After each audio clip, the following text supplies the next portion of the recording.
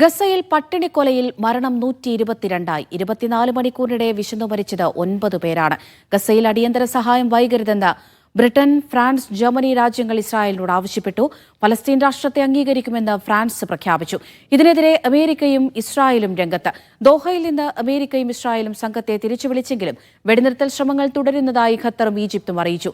European രാജ്യങ്ങളുമായി ആണവ ചർച്ച ഇറാൻ പുനരാരംഭിച്ചു. MC നാസർ വിവരങ്ങൾ നൽകാനായി ചേരുന്നുണ്ട്.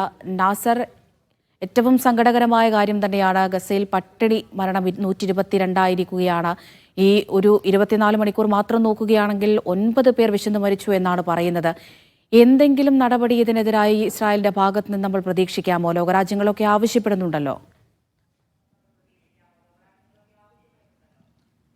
അവിടുത്തെ വലിയ തോതിലുള്ള സമ്മർദ്ദം രൂപപ്പെട്ടിട്ടുണ്ട്. പ്രത്യേകിച്ച് യൂറോപ്യൻ രാജ്യങ്ങൾ വളരെ ശക്തമായി തന്നെ രംഗത്ത് വന്നിട്ടുണ്ട്. അതോടൊപ്പം തന്നെ വിവിധ യൂറോപ്യൻ നഗരങ്ങളിലും അറബ് രാജ്യങ്ങളിലുമൊക്കെ ശക്തമായിട്ടുള്ള പ്രതിഷേധ പരിപാടികൾ അരങ്ങേറുന്നുണ്ട്. കാരണം ഗുരുതരമായിട്ടുള്ള ഒരു അവസ്ഥയിലേക്കാണ് ഒരു മാനുഷിക സംവിധാനങ്ങൾ പൂർണ്ണമായിട്ടും നഷ്ടപ്പെട്ട ഒരു ജനത നിരന്തരമായിട്ട് പട്ടിണി മരണത്തിലേക്ക് നീങ്ങുന്നതായിട്ടുള്ള റിപ്പോർട്ടുകൾ, ആധികാരികമായിട്ടുള്ള രേഖകൾ, അതോടൊപ്പം തന്നെ മരണസംഖ്യ കുത്തനെ ഉയരുന്ന ഒരു സാഹചര്യം, ഇതൊക്കെ മുൻനിർത്തിക്കൊണ്ട് അടിയന്തരമായിട്ട് ഭക്ഷ്യവസ്തുക്കളും മറ്റും എല്ലാ ഭാഗങ്ങളിലൂടെയും ഗസയിൽ എത്തിക്കണമെന്നൊരു ആവശ്യം ശക്തമായിട്ട് ഉയരുന്നുണ്ട്. പക്ഷേ കൃത്യമായിട്ടുള്ള ഒരു തീരുമാനങ്ങൾ ഇതുമായി ബന്ധപ്പെട്ട് എടുക്കാനുള്ള ഒരു പ്രേരണ അമേരിക്കയുടെ ഭാഗത്തുനിന്ന് ഇസ്രായേലിന് മേൽ ഇനിയും ഉണ്ടായിട്ടില്ല. കാരണം ഇന്ന് നടത്തിയിരിക്കുന്ന പ്രതികരണത്തിൽ ട്രംപ് വ്യക്തമാക്കിയിരിക്കുന്നത്, കാരണം ഈ ഹമാസ് ആണ്, അവരുടെ നിലപാടാണ് ഈ ചർച്ചയ്ക്ക് തിരിച്ചടിയായി മാറിയിരിക്കുന്നത്. അതുകൊണ്ട് തന്നെ ചർച്ചയിൽ നിന്ന് അമേരിക്ക പിൻവലിയുകയാണ്.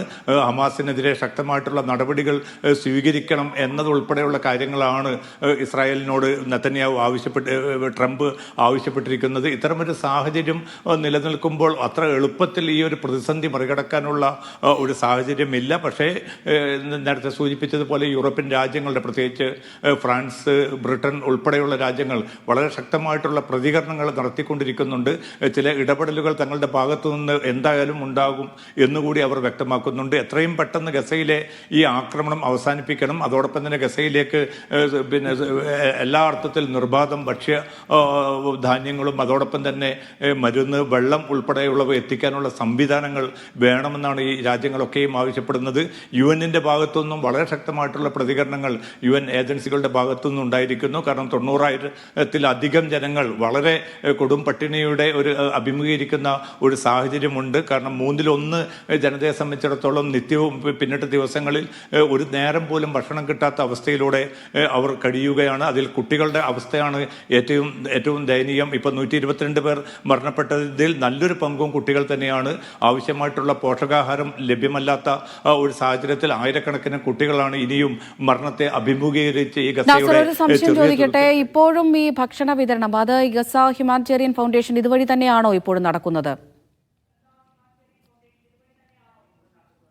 അവിടെ തീർച്ചയായിട്ടും, കാരണം യുനെർവ ഉൾപ്പെടെയുള്ള ഏജൻസികൾക്ക് പൂർണ്ണമായിട്ടും വിലക്കേർപ്പെടുത്തിയ ഒരു സാഹചര്യമുണ്ട്. അതോടൊപ്പം തന്നെ യുനെർവയുടെയും അന്തർദേശീയ സന്നദ്ധ സംഘടനകളുടെയും പ്രവർത്തകർക്ക്, അതുമായി ബന്ധപ്പെട്ട ജോലിക്കാർക്ക് വിസ നിഷേധിക്കുന്ന ഒരു സാഹചര്യം കൂടി രൂപപ്പെട്ടിരിക്കുന്നു.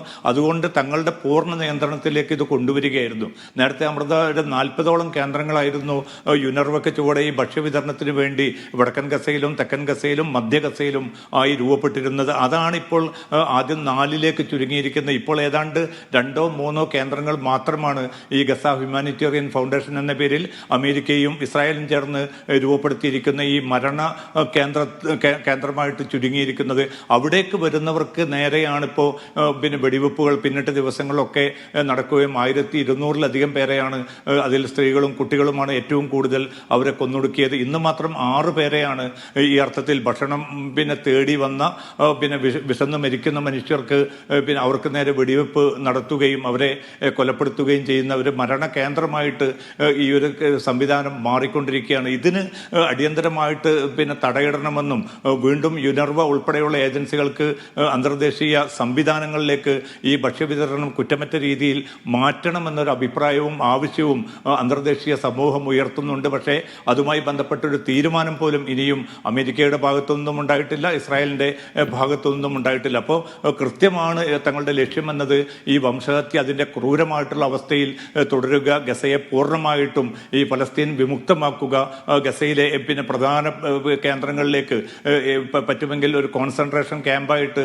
മാത്രം അതിനെ നിലനിർത്തുക, ബാക്കി എല്ലാ ഗസക്കാരെയും അവിടെ നിന്ന് ആട്ടിയോടിക്കുക, അവരെ കൊന്നൊടുക്കുക എന്ന വളരെ കൃത്യമായിട്ടുള്ള ഒരു വംശീയ ഉന്മൂലന പദ്ധതി തന്നെയാണ് ഇസ്രായേൽ മുന്നോട്ട് കൊണ്ടുപോകുന്നത്. അതിന് അമേരിക്കയുടെ പൂർണ്ണ അനുഗ്രഹാശിസുകൾ ഉണ്ട് എന്നുകൂടിയാണ് ഇപ്പോൾ സമീപകാലത്തുള്ള ട്രംപിന്റെയും അതോടൊപ്പം തന്നെ സ്റ്റീവ് വിറ്റ്കോഫ് ഉൾപ്പെടെയുള്ള അമേരിക്കൻ ഉദ്യോഗസ്ഥരുടെയും പ്രതികരണങ്ങൾ കൂടി തെളിയിക്കുന്നത്.